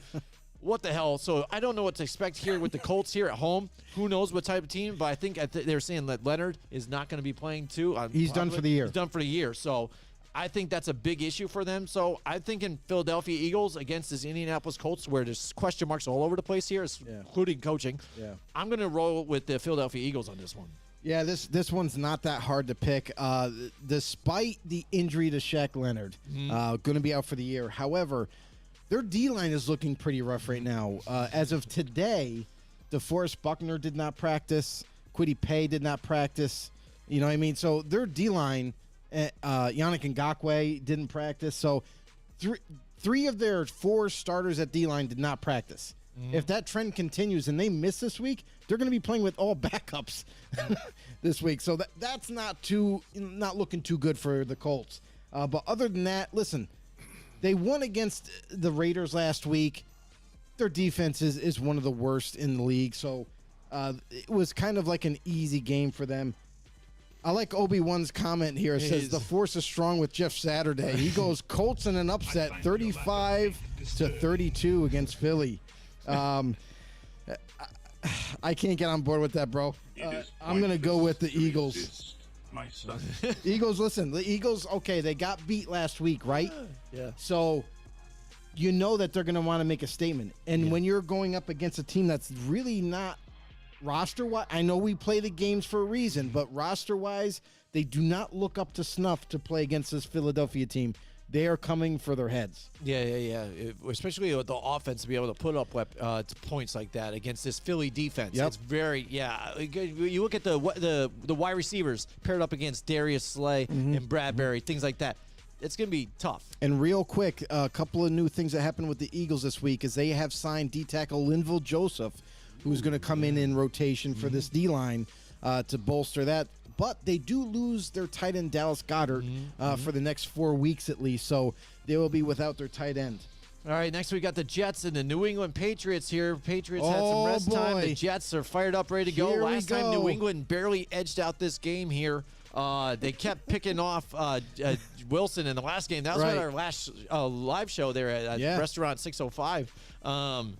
Every time I looked over, the Patriots had picked them off. So, I mean, it's close, but this is a different mindset. After that game, it seemed like a light switch went off in this team. So they're very hungry, very, getting crazier on the offense here. Able to run the ball despite even having Breece Hall injured and out. Being able to get James Robinson in there, but then also Michael Carter getting his money's worth out of there, too. A different team, different mindset. They're still keeping those receipts. But they are going into New England, and New England really fights hard here at home. They definitely do. You know, so it's going to be tough to go in there and win. I think question marks have been settled here, though, about the quarterback situation for them over there still, even though we had a little bit of that mania going on with the quarterbacks. I like the New England Patriots here at home against the Jets, though, just because I think the Patriots still have the Jets number on this one. Jim, guess what? What's up? We have a Gaz. We have a Gaz in the house tonight. Gaz is in the house. I got to get up his roar here. What's going on, Gaz? Welcome to the show. He says a Gaz prediction. Ooh. Bills, Browns, weather, Ravens, Panthers, poop in their pants will be the 2 lowest scoring games of Week 11. You heard it here first. There you go. Our very own Gaz from Godzilla Media has chimed in. Poop in their pants. That's right. He's saying those 2 games. And those 2 games are going to be the lowest scoring games of Week 11 due to weather. He says due to weather. Maybe because and of then because Ravens, Panthers. I don't know. He might be right about this. He may be because you got the weather conditions in Buffalo, which is going to be crazy. All whiteouts. And then the Ravens, Panthers. Typically, when these 2 teams get together, because they don't face each other that often, they kind of go through a feeling out process. And I feel like both defenses are good where they could both keep this game really low scoring. Again, even with the injuries, too, on top of what's going on with the Ravens offense, the injuries that they've been having, too. Who knows? We're going to see a big, probably ground and pound games. A lot of running going on in these games. So this will be interesting. And look at what Deonta Foreman's been able to do for the Panthers. A guy who has kind of been that fill-in guy back when he was with the Titans here behind Derrick Henry and stuff like that. And we saw Chuba Hubbard last season, too, behind Christian McCaffrey and said, hey, he's got to be the next guy up, right? So this year, now Christian McCaffrey not. No, we've got Deonta Foreman here, right here, that's going to jump leapfrog right in front of him. We're like, oh, shit. Yeah, some of those fantasy owners that thought they were smart getting Chuba Hubbard. Yeah. Ah, shit. There you go. You're done in that one. But yeah, maybe we're going to see a strong running game. This could play into, one, the Browns type of game, and the Ravens. So who knows? Let's see if that comes out to be beneficial for those 2 teams. Right. All right, next we've got the, he says, you didn't offer your take on the poop factor. My kid is potty training poop. It's a little rough battle. Potty training is tough, though. Let me tell you, again, 3 kids to get it done. It's brutal. And it's amazing the difference between children and how some are effectively able to do it better than others. You know what I'm saying? Some are easy to train. Some you got to get them there. You know That's right. what I mean? We're all different.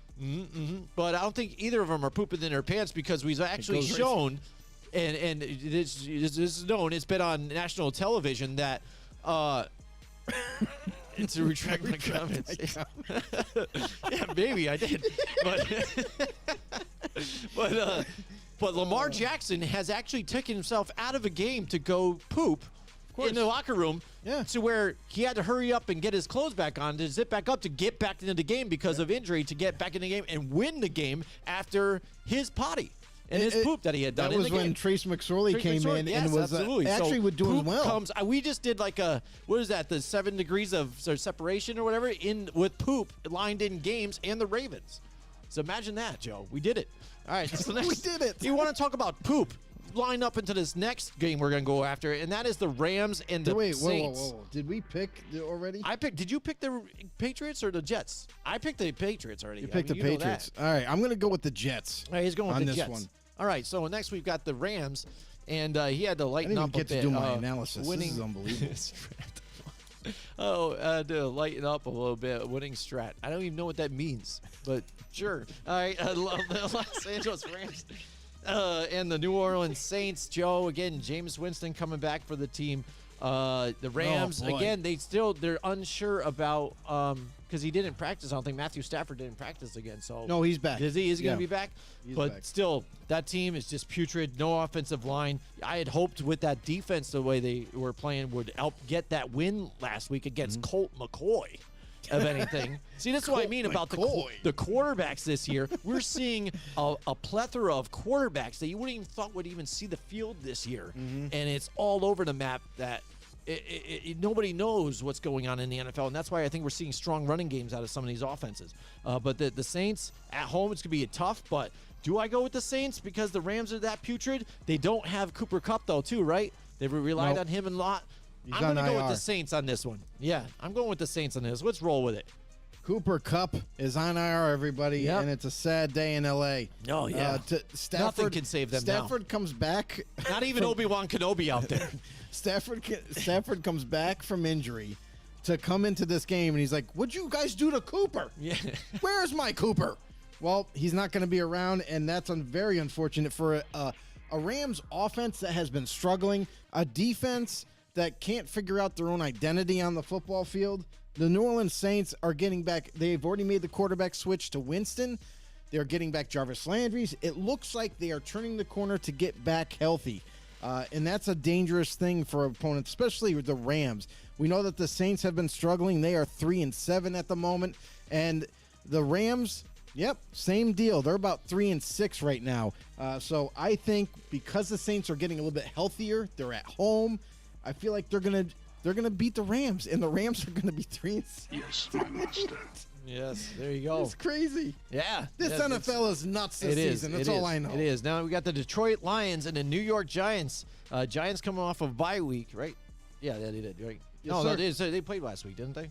Yeah, Yeah, they that's play. right. Because the bye week was before that. That's right. I Don't worry forgot. about the bye Forgot, week. 'cause They're playing. Yeah, Let's they move had on. that miracle play with Darius Slayton. By the way, update: Darius Slayton had to catch everybody, and not only a catch, he broke a tackle. Yes. and then ran all the way. ran all the way for a touchdown. So he had multiple things that he hasn't done in multiple seasons. So it's tough here. In one game. So yeah, it was an amazing thing, the feat that we saw last week. But we got the Giants here at home. Detroit, they look tough. They're a tough team that are gritty in games a lot. I was surprised that they were able to pull out a win last week. But the Giants, I think, and it's funny to say this, but I think overall they're in a better place right now, better situation than what the Lions are. I know that they have a strong running game that they can rely on again because this Detroit defense is not very good still. You know, I really trust in what the Giants defense have been able to do. I think if you were able to blitz Jared Goff, you can get him off his game easy, and they can just get the game done here. So I like the New York Giants in this one. I picked the Giants to win last week, and they won. So that's something different, too. See, that so happened your for me, whole Joe. theory went so to the curse crap. is gone. Yeah, since the Dallas Cowboys are the 605 curse, it has been broken. It has been broken. By the way, Oh, we've got hey. Jorah Mormont. Is that his name? I'm There sorry. you I go, can't- Jorah. Jorah in the house. Skull. He says, is that the Vikings fan you were talking about? AKA John. Oh, John. There you go. Skull. There you go. He's got a Vikings fan. So He's we a have Vikings fan, A yeah. lot of different fans in here on I the like chat it. tonight. I I it. like it. We got some diversity in this. Absolutely. So what do you got? We got the Lions here. You got the Giants here. Listen, so you mentioned like how bad the Lions defense actually is statistically, but the last couple of weeks they've been playing great football, and that's kind of what leading to these late comeback wins and just kind of edging out teams. But they are going to New York to play the Giants, and I'm not really sure if they're going to have enough firepower against this team. Like this is a Giants team that is now 7-2. Okay. They are right on the cusp. They're a game behind the Eagles right now. Since the Scary Eagles to say, lost, right? they're 8-1. Giants are there 7-2. This is like back in the old days of this NFC East, where it was like always dueling out between two juggernaut teams, and they're both playing well. I think the Giants are going to continue playing well. They're not that banged up. They're pretty healthy. You got to love what they're doing on offense and defensively. They've been playing just as well as last year. All right, so he's going with the Giants then, too. All right, excellent. All right, now we got the Carolina Panthers and the Baltimore Ravens. This is the poop game, one of the poop games that AKA Gaz dropped. brought up. The Carolina Panthers, they're a weird team, too, because they, again, were going on trading away guys. You know, Christian McCaffrey gone, you know, even things like that. And now it seems like they've kind of grouped behind P.J. Walker, you know what I mean? Where they have made trades. They have had guys. Sam Darnold has been there, but not living up to expectations, but also because of injury. Go out and get Baker Mayfield, hoping that that's the guy that's going to steer the ship right and get it done for them. Not happening for them. So then P.J. Walker, the guy who's kind of been there before for them, again, on the sidelines, kind of been that true guy to kind of step in whenever he can. Looked really great with the XFL, but since then in the NFL, not really successful. But this year, seems like they're rallying behind him. And like I said, also having Dante Foreman here, getting the running game going. They've got something here, but is it enough to convince me ever? I'm not. So it's very confusing. But the Baltimore Ravens, again, they keep running their offense, what they do, stay with the running game. It's clear to me, too, that the Lamar Jackson, again, cannot be that pocket quarterback because he still misses his targets at times. If he was able to hit that accuracy and live up to that potential, they could be something spectacular, but they are definitely good enough to beat the Carolina Panthers and enough to make it to the playoffs here for the AFC. So I like the Baltimore Ravens. Something interesting about the Ravens right now is we all know Mark Andrews was dealing with an injury. He's limited as of today, which is a big indicator that he's going to look to start this week. Also, Gus Edwards is going to be returning. Ronnie Stanley didn't practice, but I feel like that's a rest day for him and Calais Campbell. Here's the interesting first-round pick, David Ajobo. He tore his Achilles, you know, at his pro day. Nonetheless, he's looking to return. He's about to debut this Sunday, which is going to be exciting. Along with and this is the crazy thing is, like, imagine these players back in their prime if they were together right now. Jason Pierre-Paul and Justin Houston. They have been playing. They've been balling out. Justin Houston alone, he's got like 8 sacks or something like that already in the season as a veteran. So there's some more things to watch as a Ravens fan to look out for this upcoming week. And we already seen Roquan Smith and how being effective a dramatic impact he makes. We all know he's one of the best tacklers, best run stoppers in the game to pair up with his coverage abilities. But, oh, my God, you talk about Deontay Foreman. I talk about Foreman who? Because this week he's going to get shut down.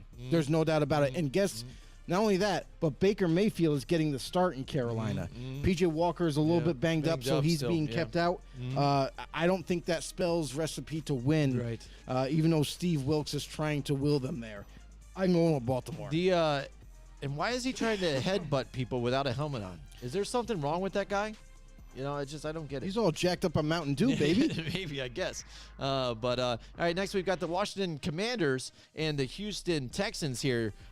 This is going to be a tough game, I think, too, because both these games are grinders. Both these teams, they really try and grind it out, get it going. I like what they've been able to do for Houston in the running game and Pearson, and also Jerry Hughes on defense. Really been effective in these games. It sucks that he plays for, you know, the Texans again because he's getting it done for them, you know, doing his best. It seems like it's all been on his shoulders and trying to get things going and be that pass rush for that defense here. And they've been tight in these games, but Washington, they're grinders too. On top of it, like I said, they've really rallied behind Taylor Heineke, getting it out to his weapons. Loves Terry McLaurin. He's getting his. And getting a good running game going, too. It seems like this defense is coming along, too, so just waiting to get Chase Young back for this defense to get it going. But we saw their defense be effective last week, too. Right. So this is going to be a tough one. Again, Houston's at home. They play tough. Davis Mills is just on that cusp. Again, I see some bright spots for him, but when that pressure comes, he makes just the mistakes that you're going to make when you're just, you know, just still learning the ropes here. So I'm going to roll with Washington, I think, on this one, just because I think I'm on the Taylor Heineke hype train here. Let's get it going. You know, in Houston, you know, the pieces that they have in place, you know, And you look Brandon at Cooks isn't gonna be Davis playing Mills is a bright piece that they have that they can build around. And we saw this season as being kind of like a rebuild year for them anyway. But they have been impressive. Despite their record, they have been impressive on how close they keep games week to week. So Houston's going to keep doing it. They're, like you mentioned, they're a grinding type of team. They're a physical team. They are going to be in this game. But Washington, with the emergence of Taylor Heineke, with the way this defense has been playing and feeding off the energy of the offense, actually putting points on the board, you can't say nothing but. And listen, they're coming off a big win over Philly. So I'm hoping that it's not a big letdown this week, going up against a Houston team that is still, thriving to try to win more games. Washington, I still think they get it done. Chase Young is coming back for this week. We know that Montez Sweat kind of got banged up in last week's game, but hopefully he can continue into this week to help support on Chase Young's side. I like Washington in this one. All right, here we go. We've got the Vegas Raiders and the Denver Broncos. Now, Joe, we've seen the maybe the cesspool bottom game of the basement here. Like, this is another poop game. It probably should have just been a poop game here when Gaz was talking about that, because this game is bottom feeders, I guess, in this one, because I don't even know what to do when I look at this shit. Because the Vegas Raiders have just been underwhelming, and Denver is kind of playing to what I thought they would be, but they're really banged up too. And so these They're just teams, bad. who is going to be wanting to win this game in this one? I mean, this could be ending up in a tie here. So I don't think it'll but be a you're not tie. even, the way it looked like they didn't practice, but I don't think they're going to have KJ Hamler or Jerry Jeudy and things like that too for Denver. So I They think look like they're not practicing. Yeah. So who's he going to even be able to throw to at this point? So as of today, Jerry Jeudy and KJ Hamler did not practice. That doesn't mean anything because it's midweek. But you got to wait and to see. Like Friday will be a really good indicator on whether they're going to play or maybe they're going to be held out.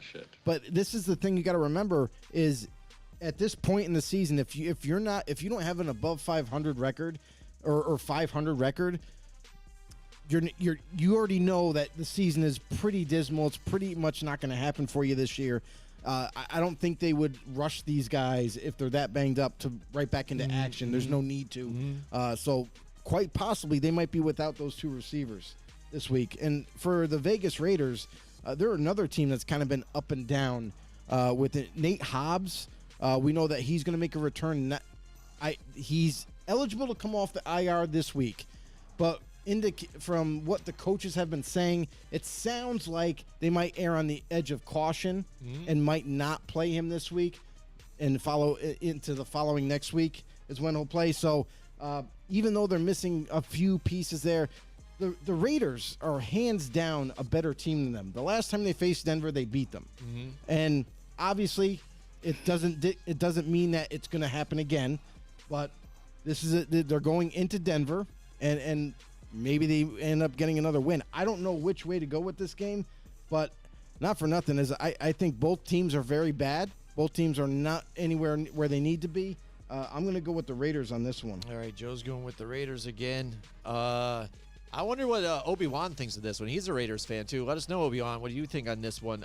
Denver, again, I would usually side even when I'm not sure with the home team, but I do look at the injuries that Denver's been having, and then the coaching. I do not like the coaching.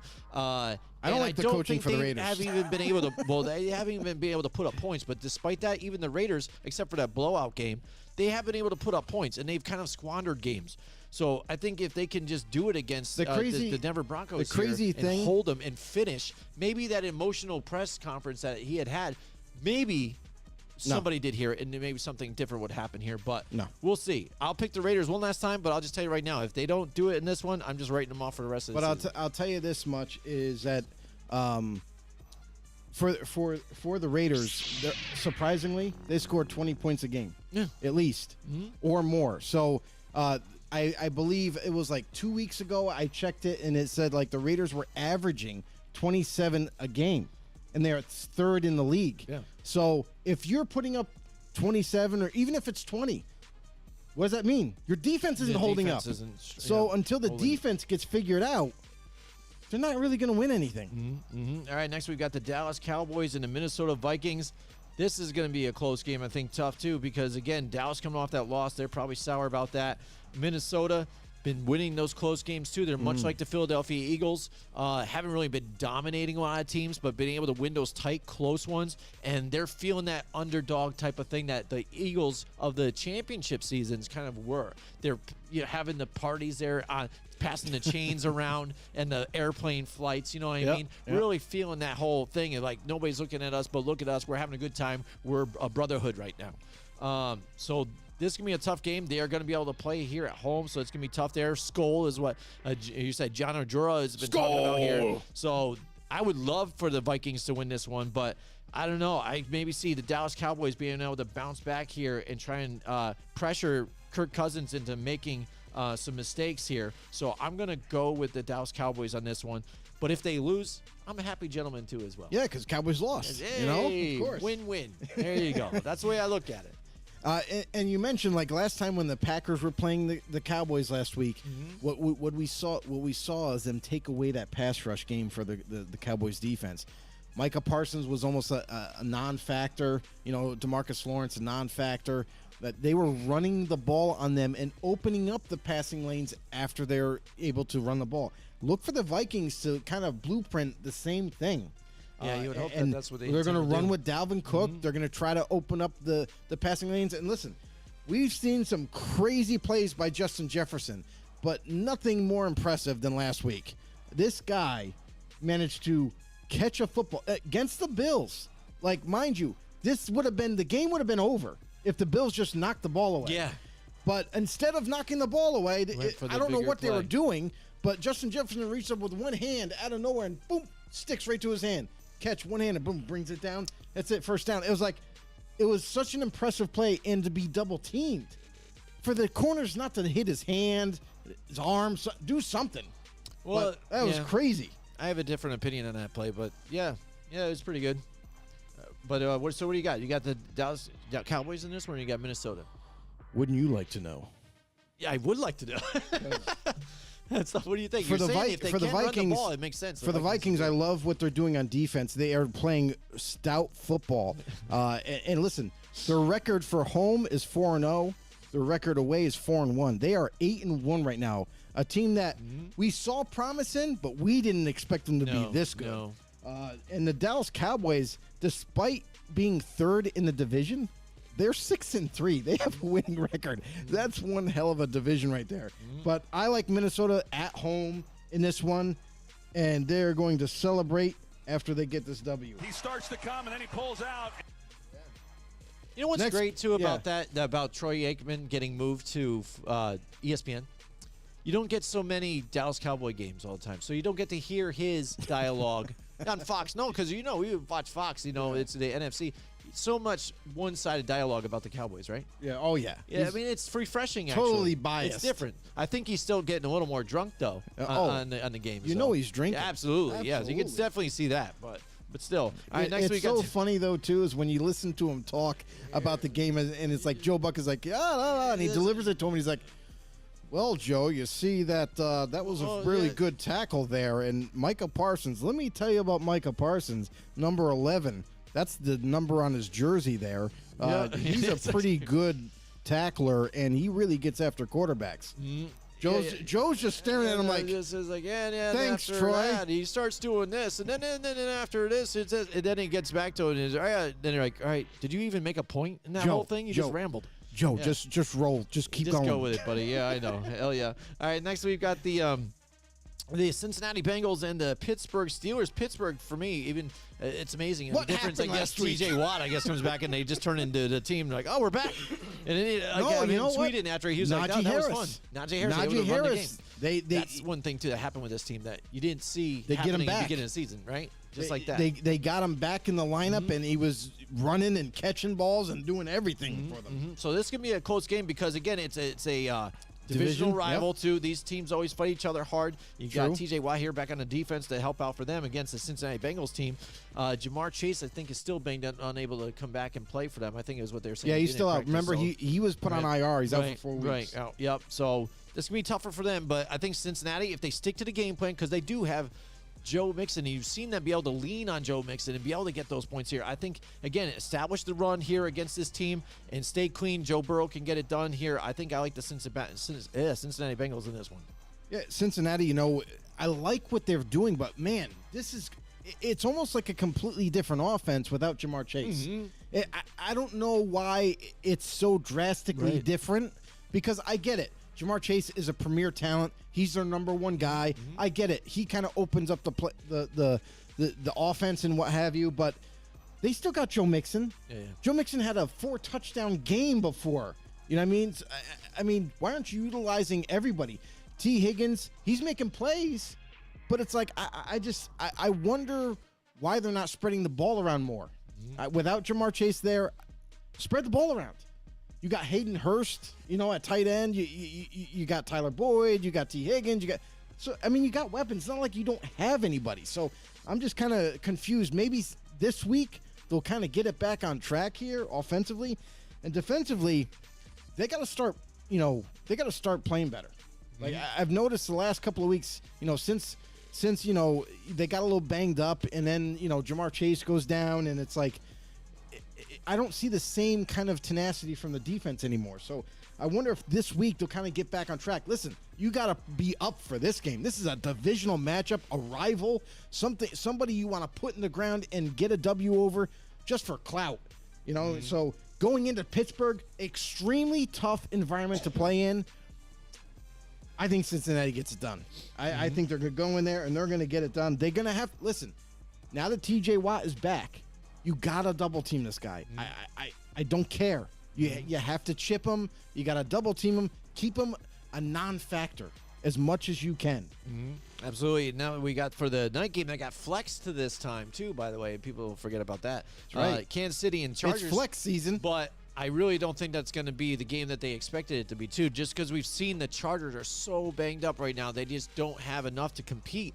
They're barely edging out some of these games if they can. That game last week against 49ers, I wanted to blow my brains out. It was so terrible. I was just like, oh my gosh. I'm like, 49ers just ended already. Like, basically, they had the game. Just do it. And I feel bad because, again, Justin Herbert, he has the talent, but just too many injuries around there. Can't do it all himself. Right. And get it done. So looking at this game, Kansas City, they're a more talented and more healthy team at this point. And the Chargers, they're just a shell of what they could be. So again, end up in an empty season again with high expectations. Can't get it done because of injuries. I like the Kansas City Chiefs in this one. Kansas City Chiefs, it's something to monitor, just like you kind of mentioned earlier that Juju is under concussion protocol. He didn't practice today. Marcus Valdes-Scantling didn't practice today. Mecole Hardman didn't practice today. So, although like Mecole, I feel like he's going to be a full participant by Friday because it is like an abdominal illness that he has. So he should be good to go. But Juju something to monitor in MVS as well. For And the still Chargers, got Kadarius Toney that they're trying to get involved in the offense now too. right? You know what I mean? That they did a little bit last week, but slowly getting involved. Yeah, I mean, and that's the thing too is like he might be thrust into the starting lineup because of these injuries if they happen. And what's good, you still have Travis Kelce right there. If they are kept out, that is. For the Chargers, they're getting a little healthier. It looks like Keenan Allen is limited. He has his hamstring issue, but it looks like he's going to be practicing the rest of the week. We'll be back. Mike Williams is back. You know what I mean? So it looks like they're going to get their starting receiving core fully intact. Other than that, placed on IR, Christian Covington. He goes down with a pec injury, ending his season. Agbania, another D lineman, is also put on IR. So it looks like D tackle is a problem for them coming in. And as far as Joey Bosa, a quick update on him is he's not close to even being back yet. It was going to be some time, is what the Brandon Staley said. So look for him next season. And then Dustin Hopkins did not practice, their kicker. Something to kind of keep an eye on. So for the Chargers, But they really love Dicker the kicker, though. That's been a big thing for them. Kickers have been injured. I think listen, we talk about the crazy injuries that have happened to star players. We know injuries happen all the time. We know injuries happen to everybody. But it's not only the star players going down like crazy, but also these kickers, these starting kickers are just just dropping like flies. And then they got to bring in the next guy off the street. So for this game, for the Chiefs going into the Chargers, last time these two teams met, it was amazing. Yeah. It was a very close game all the way down to the end. The Chargers almost squeaked it by. But, man, it is tough to go against the Chiefs. I'm going with Kansas City as well. All right. Yeah, exactly. It's Hoping a that the thing. Chargers win, though. Who knows? We'll see. Yeah, let's just make it a little crazier. And now we've got the San Francisco 49ers against the Arizona Cardinals here. Cardinals getting it done with Colt McCoy, but now it's, again, if you look at the injury list here, they've got Kyler Murray and Colt McCoy, Yes. both banged up, so Did they're not not even practice. sure what's going on with these guys. And Cliff Kingsbury said, "Yeah, I'm not sure. We're still monitoring both of them. We'll have further updates when game time starts. So we don't know who's going to be trotting out there." At So this point. the funny thing is what Cliff Kingsbury said is he hopes that McCoy or Murray will be available Monday right. night. That's what I'm saying. So we hope to shoot somebody. My thing is, what happens if McCoy and Murray aren't ready to go? You just forfeit? Yeah, I know, because I don't even know if they even have a third quarterback on their roster. They'll I'd bring have to someone check it in. up, but yeah, right. And the other thing too to remember is Marquise Hollywood Brown is due to come back from IR. Yep. Don't know it. There's a chance he'll play Monday, but obviously it's something to watch as we get further down the season. One other thing, tight end Zach Ertz is out for the season. Yep. He is done. Finito. Adios. See you later, Zach. Boom. See, exactly. So, I mean, but 49ers, I think they have everything going on, too. That defense looking good. So, one of the others, Bosa guys, who has been staying healthy, Nick Bosa getting it done. And you see the pressure that he was able to get against the Chargers last week. Jimmy Garoppolo, again, some of the issues that they had last week, too, wasn't even exactly his fault, too. It's, turnover stuff. He's yelling at some of the guys like, hey, get this done, blah, blah, blah. And I think, again, they just are a better team now that Jimmy G's in there for them. A solid team, a good contender in a division to where it's open again. You've got who to contend with, the Seahawks at this point. So if you can take down the Seahawks, because the Rams are out of the picture, absolutely. So you just, that's who you got to aim your eye at, and hopefully you can maybe get the division so you don't have to play in Seattle, because you know it's a lot tougher there to play there. So I like the 49ers in this one just because, again, overall team, I think, is just better at this point and playing better and healthier. Yeah, you mentioned the 49ers, too. Candlestick Park is definitely a very tough place to play. It's not called Candlestick anymore, No, but that's how I know it. Yeah, I remember that. As that. Yeah. But for here, this is a big win for either team, because if you look at it, 49ers right now are 5-4. The Cardinals are right behind them, 4-6. They're a couple games back, but still, they could get this thing rolling if they can manage to pull off an upset here. That'd be a big deal. By the way, Trace McSorley is the third string quarterback. There you go, Trace McSorley to the rescue. To the rescue. And you know what's funny is that He looked good for Baltimore. at times, though. Baltimore. Yeah. He fits this offense under he Cliff does, Kingsbury, right? so he might actually pan out just fine. But we'll wait and see if that actually happens. I think it'd be exciting, though. It would be, right? You know? Who But knows? Listen, But is that a game we want to watch on Monday night, though, again? the too? funny- Oh, man. you know what? And we kind of talked about this off air, is Colt McCoy actually looked like he had a better he was more efficient in that In this offense, offense, than yeah. Kyler Murray has been this season. We all know Kyler Murray's he's got like a jetpack on him that he just flies around the field if he needs to. But Colt McCoy looked really good last week. So we'll wait and see how that all kind of shapes out. But this is a huge game for both teams. San Francisco, like Jim mentioned, their defense is stellar. It is insane. They found this safety. I forgot his name real quick, but it's like it's like a Hawaiian descent, like a Samoan descent type of name, Yeah. Halafanga or something Yeah, like that. yeah. This guy is amazing. He's a great safety. He gets like a pick almost every game the last 3 weeks. It's insane. I'm extremely impressed with how this defense is not only playing, but they are healthy. They are getting after teams. So I think that alone is enough to say that, well, Arizona, no matter who you have at quarterback, you're going to be in trouble. So I like what San Francisco's doing. They are healthy on both sides of the ball. Jimmy G is getting it done with Brandon Ayuk, with Deebo Samuel, with Christian McCaffrey now in the lineup. This offensive line got healthy now right at the right time. San Francisco is going to get this big win in Arizona. Baby. There you go, and that's it. That's our picks for the week. Let's see how we do this week, Joe. I mean, it's been Hopefully up and it's down. better than last week. Last week was kind of futile, but I think a lot of people were in the same boat. But one thing that is also a good winning situation is becoming a know-it-all. Joe, tell everybody how they can become a know-it-all. Real simple, everybody. Listen, if you've lasted this long, first of all, I commend you and you're a trooper.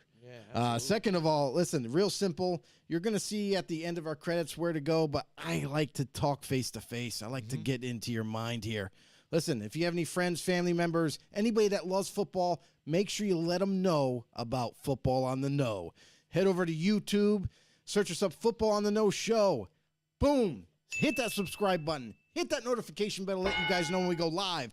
As well, you can also follow us on Facebook. Become a member, become a know-it-all, and it doesn't stop there. If you don't want, listen, we're the best damn interactive NFL talk show out there, and we want to prove it to you all. If you drop a comment down below when we are live, we are going to give you a shout-out. We are going to address it. We will react to your opinion, your comment, your question, whatever. We are here for you, and you could take us on the go if you wish.